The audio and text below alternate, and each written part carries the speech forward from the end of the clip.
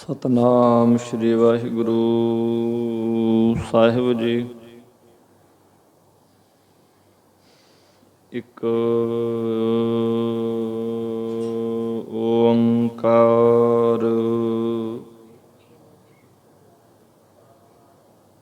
ਸਤਨਾਮ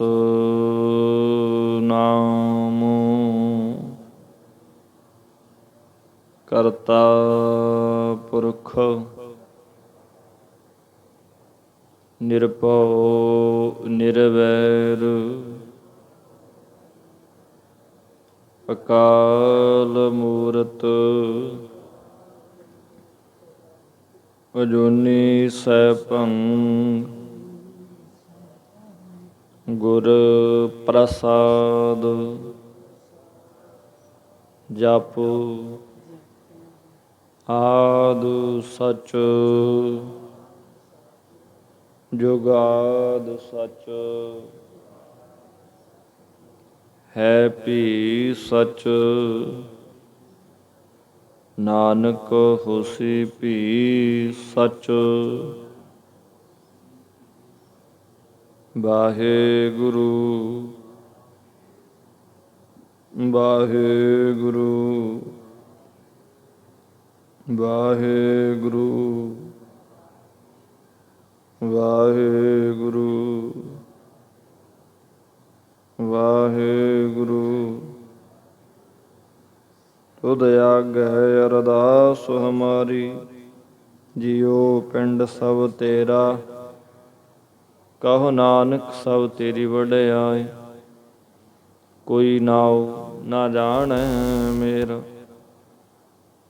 ਕਹੋ ਨਾਨਕ ਸਭ ਤੇਰੀ ਵਡਿਆਈ, ਕੋਈ ਨਾਉ ਨਾ ਜਾਣੈ ਮੇਰਾ। ਪਰਮ ਸਤਿਕਾਰਯੋਗ ਗੁਰੂ ਰੂਪ ਸਾਧ ਸੰਗਤ ਜੀ, ਵਾਹਿਗੁਰੂ ਜੀ ਕਾ ਖਾਲਸਾ, ਵਾਹਿਗੁਰੂ ਜੀ ਕੀ ਫਤਿਹ। ਗੁਰੂ ਸਾਹਿਬ ਜੀ ਨੇ ਸਮੂਹ ਸੰਗਤਾਂ ਦੀਆਂ ਬੇਨਤੀਆਂ ਮੰਨ ਕਰ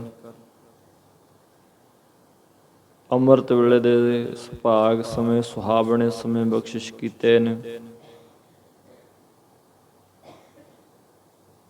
ਸੱਚਖੰਡੀ ਦਰਬਾਰ ਦੀਆਂ ਹਾਜ਼ਰੀਆਂ ਭਰਨ ਦਾ ਸਮਾਂ ਬਖਸ਼ਿਸ਼ ਕੀਤਾ ਹੈ। ਜਿਨ੍ਹਾਂ ਨੂੰ ਵੀ ਇਹ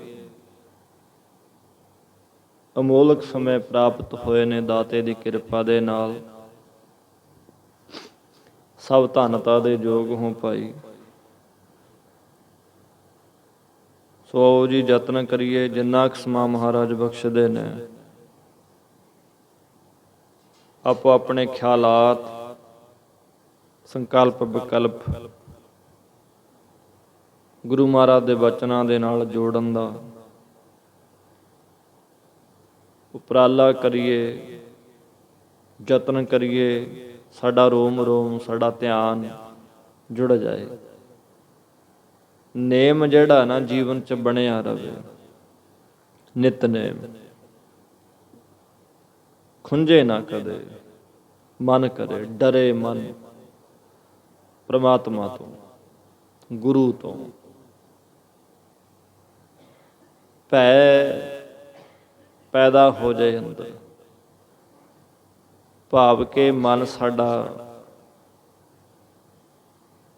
ਪਾਪਾਂ ਤੋਂ ਡਰੇ, ਗਲਤ ਧਾਰਾਵਾਂ ਜਿਹੜੀਆਂ ਨੇ, ਗਲਤ ਫੁਰਨੇ ਜਿਹੜੇ ਨੇ, ਉਧਰੋਂ ਰੁਕ ਜਾਏ। ਡਰ ਲੱਗੇ ਵੀ ਨਾ, ਅੱਜ ਨਹੀਂ ਤੇ ਕੱਲ ਇਹਦਾ ਹਿਸਾਬ ਹੋਣਾ। ਗੁਰੂ ਦੇ ਬਚਨਾਂ ਚੋਂ, ਚਰਨਾਂ ਚੋਂ ਕੁਝ ਸਿੱਖ ਕੇ ਜਾਈਏ। ਲੜੀਵਾਰ ਕਥਾ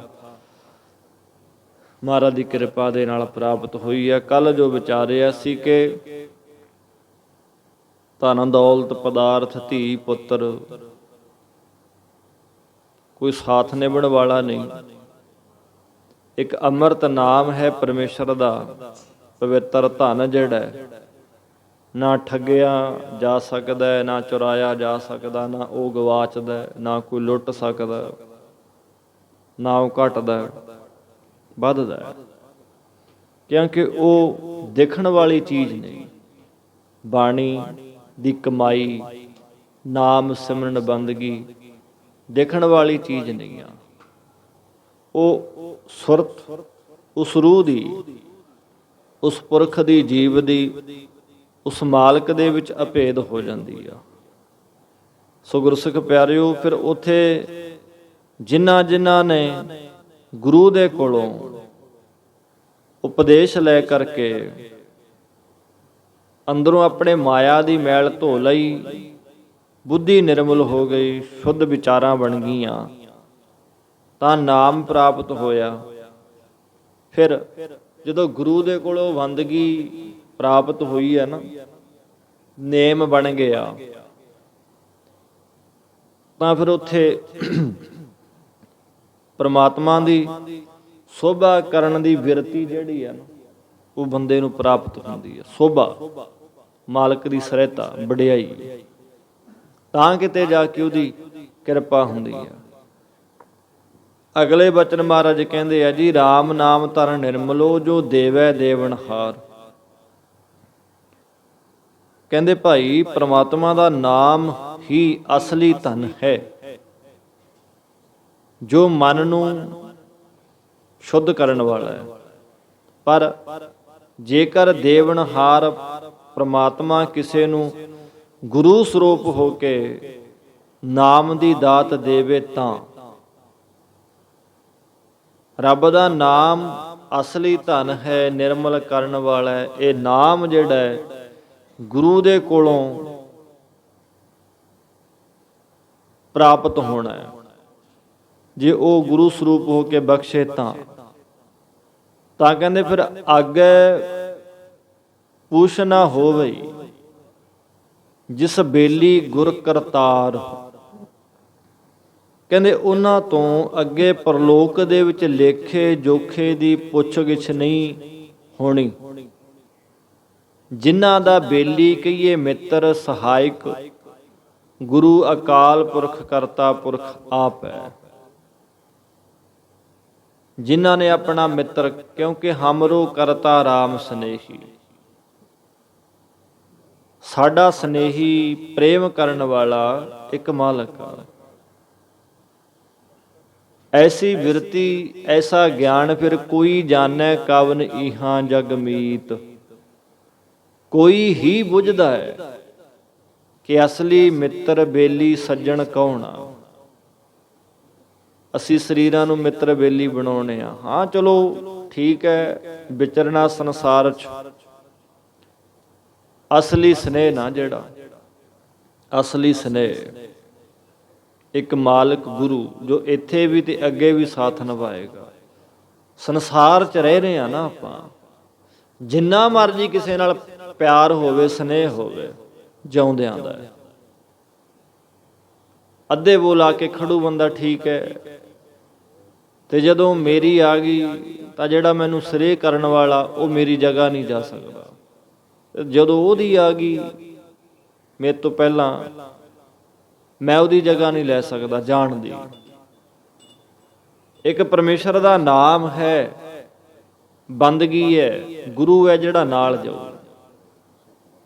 ਇਸ ਕਰਕੇ ਭਾਈ, ਆਗੇ ਪੁੱਛਣਾ ਹੋਵੀ ਜਿਸ ਬੇਲੀ ਗੁਰ ਕਰਤਾਰ। ਜਿਨ੍ਹਾਂ ਦਾ ਬੇਲੀ ਮਿੱਤਰ ਗੁਰੂ ਹੈ, ਅਕਾਲ ਪੁਰਖ ਪਰਮੇਸ਼ਰ ਹੈ, ਉਹਨਾਂ ਨੂੰ ਕੋਈ ਪੁੱਛ-ਗਿੱਛ ਨਹੀਂ ਹੁੰਦੀ। ਆਗੇ ਪੁੱਛਣਾ ਹੋਵੇ ਜੇ ਸਣ ਨੇ ਸਾਣਿਆ ਜਾਏ। ਪਰਮੇਸ਼ਰ ਦੇ ਨਾਮ ਦੇ ਪਰਵਾਨੇ ਜ਼ਰੂਰੀ ਨੇ। ਆਪ ਛਡਾਏ ਛੁੱਟੀ ਹੈ, ਆਪੇ ਬਖਸ਼ਣਹਾਰ। ਕਹਿੰਦੇ ਜੇਕਰ ਉਹ ਪਰਮਾਤਮਾ ਆਪ ਬੰਧਨਾ ਕੀਏ, ਦੁੱਖਾਂ ਤੋਂ ਛਡਾਵੇ ਨਾ, ਛਡਾਉਣਾ ਕਰੇ, ਉਦੋਂ ਹੀ ਛੁੱਟੀਂਦਾ ਹੈ। ਪਰਮਾਤਮਾ ਆਪੇ ਹੀ ਗੁਰਾਂ ਦੀ ਸ਼ਰਨ ਵਿੱਚ ਪਾ ਕੇ ਗੁਨਾਹਾਂ ਨੂੰ ਬਖਸ਼ ਕੇ ਗੁਨਾਹ ਨੂੰ ਬਖਸ਼ਣ ਵਾਲਾ ਹੈ। ਕਹਿੰਦੇ ਆਪ ਹੀ ਗੁਰਾਂ ਦੁਆਰਾ ਨਾਮ ਦੀ ਦਾਤ ਬਖਸ਼ਣ ਵਾਲਾ ਹੈ। ਗੁਰੂ ਦੀ ਪ੍ਰਾਪਤੀ ਵੀ ਉਹ ਆਪ ਹੀ ਕਰਵਾਉਂਦਾ ਹੈ। ਔਗੁਣ ਬਖਸ਼ ਕੇ ਗੁਣ ਵੀ ਉਹ ਆਪ ਹੀ ਬਖਸ਼ਿਸ਼ ਕਰਦਾ ਹੈ। ਮਹਾਰਾਜ ਕਹਿੰਦੇ ਆ ਜੀ, ਮਨਮੁਖ ਜਾਣੈ ਆਪਣੇ ਧੀਆਂ ਪੂਤ ਸੰਜੋਗ। ਜੋ ਕਰਮਾਂ ਅਨੁਸਾਰ ਧੀਆਂ ਕਹੀਏ ਬੇਟੀਆਂ, ਪੂਤ ਕਹੀਏ ਪੁੱਤਰ, ਇਹ ਧੀਆਂ ਪੁੱਤਰਾਂ ਦਾ ਸੰਜੋਗ ਮਿਲਾਪ ਜਿਹੜਾ ਹੋਇਆ ਨਾ, ਇਹਨਾਂ ਨੂੰ ਮਨਮੁਖ ਪੁਰਖ ਆਪਣੇ ਸਮਝੀ ਬੈਠਾ। ਤ੍ਰਿਸ਼ਨਾ ਰੂਪੀ ਧੀ, ਲੋਭ ਰੂਪੀ ਪੁੱਤਰ ਦਾ ਸੰਜੋਗੀ ਹੋ ਰਿਹਾ। ਤ੍ਰਿਸ਼ਨਾ ਦੇ ਵਸ ਹੋ ਕੇ, ਲੋਭ ਦੇ ਵਸ ਹੋ ਕੇ ਬੰਦਾ ਕਰਮ ਕਰਦਾ ਵੀ ਮੇਰੇ ਨੇ, ਆਪਣੇ ਨੇ। ਇੱਕ ਦਿਨ ਗੁਰਮੁਖੋ ਇਹ ਰਸ ਜਿਹੜੇ ਨੇ ਸੰਸਾਰ ਦੇ, ਸਰੀਰ ਦੇ, ਸਭ ਸਾਥ ਛੱਡ ਜਾਣਗੇ। ਭਾਵ ਚੱਬਣ ਚੱਲਣ ਰਤਨ ਸੇ ਸੁਣੀਆਂ ਰਵਹਿ ਗਏ, ਹੇੜੇ ਮੋਤੀ ਧਾ ਸੇ ਜਾਨੀ ਚਲ ਗਏ। ਨੱਠ ਜਾਣਾ ਇਹਨਾਂ ਨੇ। ਨਾਰੀ ਦੇਖ ਬਗਾਸੀ ਹੈ, ਨਾਲੇ ਹਰਖ ਸੋ ਸੋਗ। ਕਹਿੰਦੇ ਪਰਾਇਆ ਸਰੂਪ ਤੱਕ ਕੇ ਨਾਰੀ ਕਹੀਏ ਇਸਤਰੀ ਨੂੰ ਦੇਖ ਦੇਖ ਕੇ ਖੁਸ਼ ਹੋ ਰਿਹਾ, ਕਿਉਂਕਿ ਵਿਸ਼ੇ ਵਾਸ਼ਨਾ ਨਾ ਅੰਦਰ ਕੁੜੱਤਣ ਹੈ, ਵਿਕਾਰਨ ਹੈ, ਖੁਸ਼ ਹੁੰਦਾ ਬੰਦਾ।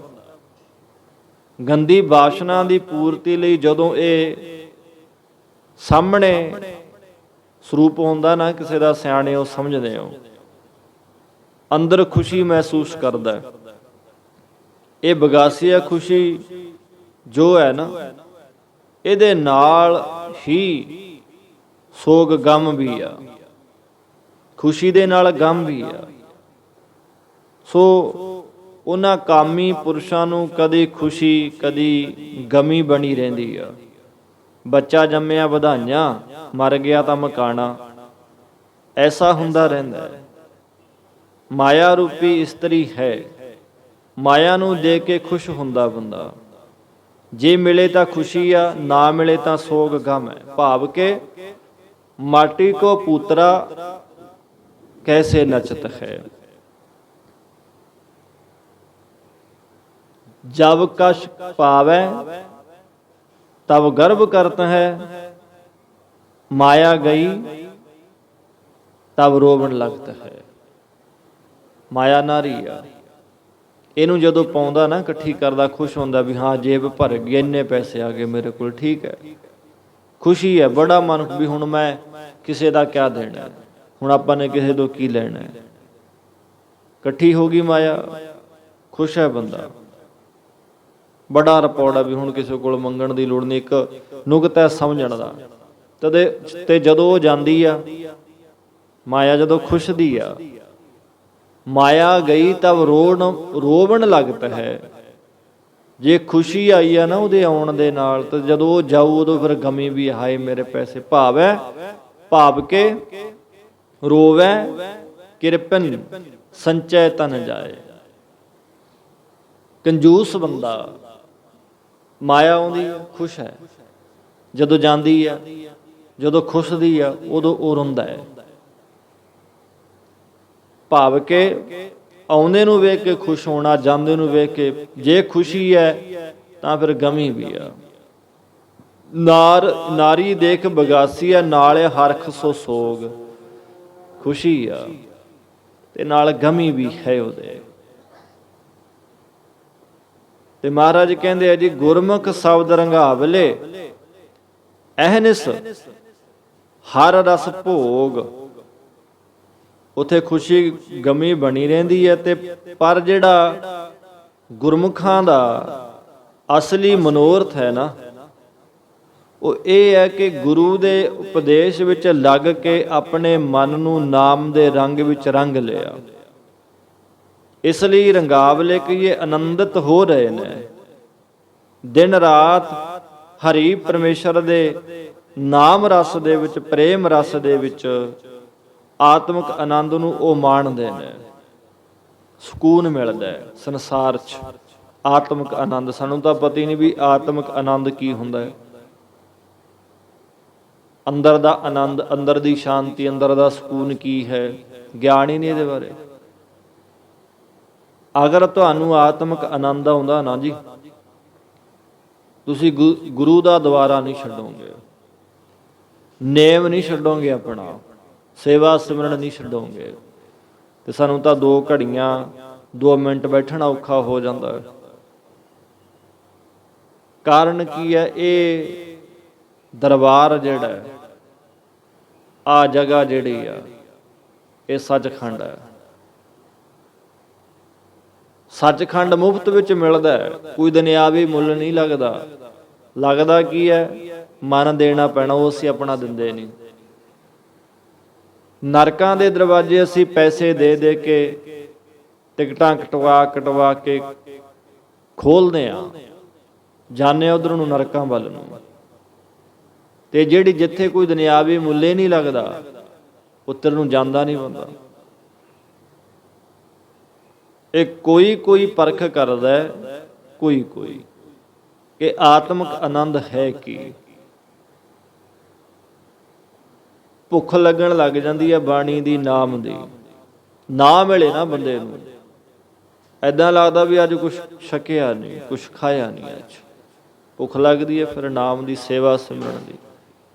ਆਨੰਦ ਜਦੋਂ ਆਏਗਾ, ਕਾਇਨਾਤ ਦੇ ਨਾਲ ਪਿਆਰ ਪੈ ਜਾਣਾ। ਮਹਾਰਾਜ ਜੀ ਕਹਿੰਦੇ ਉਹੀਓ ਫਿਰ ਆ ਦਿਨ ਰਾਤ ਪਰਮੇਸ਼ਰ ਦੇ ਨਾਮ ਰਸ ਨੂੰ, ਆਤਮਿਕ ਆਨੰਦ ਮਾਣਦੇ ਨੇ, ਭੋਗਦੇ ਨੇ, ਅੰਗ ਸੰਗ ਸਮਝੇ ਨੇ ਪਰਮੇਸ਼ਰ ਨੂੰ। ਚਿੱਤ ਚੱਲੈ ਬਿਤ ਜਾਵਣੋ, ਸਾਖਤ ਡੋਲ ਡੋਲਾਏ। ਉਹ ਭਾਈ ਜਿਸ ਬਿਤ ਕਹੀਏ ਧਨ ਵਿੱਚ ਤੇਰਾ ਚਿੱਤ ਲੱਗਿਆ ਹੋਇਆ ਨਾ,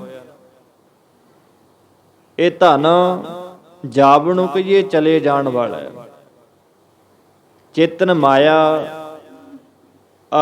ਇਸਤਰੀ ਪੁੱਤਰ ਜੋ ਵੀ ਨੇ ਰਿਸ਼ਤੇ, ਇਹ ਵੀ ਚਲੇ ਜਾਣਗੇ। ਧਨ ਜੋ ਜੜ ਰੂਪ ਹੈ, ਉਹ ਵੀ ਚਲੇ ਜਾਣ ਵਾਲਾ ਹੈ। ਸਾਖਤ ਕਹੀਏ ਬੇਮੁਖ ਜਿਹੜੇ ਨੇ ਪੁਰਸ਼, ਇਸ ਧਨ ਨਾਲ ਪ੍ਰੀਤ ਕਰਕੇ ਮਨ ਨੂੰ ਡਲਾਉਂਦਾ। ਜਿਵੇਂ ਚੰਡੋਲ 4 ਚੁਫੇਰੇ ਚੱਕਰ ਕੱਟਦਾ ਨਾ, ਇਸੇ ਪ੍ਰਕਾਰ ਚੰਡੋਲ ਦੀ ਨਿਆਈ ਸਾਖਤ ਪੁਰਸ਼ 4 ਚੁਫੇਰੇ ਪਦਾਰਥਾਂ ਵਿੱਚ ਚਿੱਤ ਨੂੰ ਡਲਾ ਰਿਹਾ। ਬਾਹਰ ਢੂੰਡ ਵਿਗੂਚੀ ਹੈ, ਘਰ ਮੈਂ ਬਸਤ ਸੁਥਾਏ। ਦੂਸਰੇ ਸਥਾਨਾਂ ਜਾਂ ਦੂਸਰੇ ਮੁਲਕਾਂ ਵਿੱਚ ਢੂੰਡਦਾ ਹੈ, ਲੱਭਦਾ ਹੋਇਆ ਕਿ ਮਾਇਆ ਮਿਲ ਜਾਏ। ਉਸ ਵਿੱਚ ਬਗੂਚੀ ਕਹੀਏ ਖਰਾਬ ਹੁੰਦਾ ਹੈ।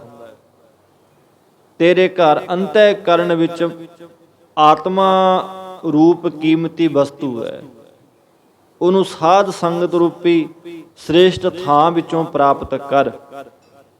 ਤੇ ਸਤਿਗੁਰ ਕਹਿੰਦੇ ਆ ਜੀ, ਮਨਮੁਖ ਹਉਮੈ ਕਰ ਮੁਸੀ, ਗੁਰਮੁਖ ਪੱਲੇ ਪਾਏ। ਜਿਹੜੀ ਮਨਮੁਖਾਂ ਦੀ ਸ੍ਰਿਸ਼ਟੀ ਕਹੀਏ ਬਿਰਤੀ ਹੈ, ਇਹ ਹੰਗਤਾ ਕਰਕੇ ਮੁਸੀ ਕਹੀਏ ਲੁੱਟੀ ਗਈ। ਗੁਰਮੁਖਾਂ ਦੇ ਹਿਰਦੇ ਰੂਪੀ ਝੋਲੀ ਵਿੱਚ, ਪੱਲੇ ਵਿੱਚ ਪਰਮੇਸ਼ਰ ਦਾ ਨਾਮ ਜਿਹੜਾ ਉਹ ਪਾਇਆ ਹੋਇਆ। ਮਨਮੁਖ ਜਿਹੜੇ ਨੇ ਉਹ ਆਪਣੀ ਹਉਮੈ ਹੰਗਤਾ ਕਰਕੇ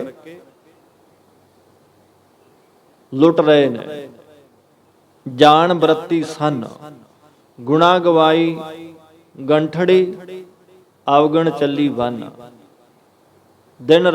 ਦਿਨੇ ਹੀ, ਰਾਤ ਦਾ ਉਲਟ ਵਿਰੋਧੀ ਅਲਤ ਕੀ ਹੈ ਜੀ? ਦਿਨ ਦਿਹਾੜੇ ਸੰਨ ਲੱਗਿਆ, ਪਾੜ ਲੱਗਿਆ ਹੋਇਆ। ਆ ਕਾਮ ਕ੍ਰੋਧ ਲੋਭ ਮੋਹ ਹੰਕਾਰ ਦੇ ਵਸ ਹੋ ਕੇ ਬੰਦਾ ਕਰਮ ਕਰਦਾ, ਲੁੱਟਿਆ ਜਾ ਰਿਹਾ।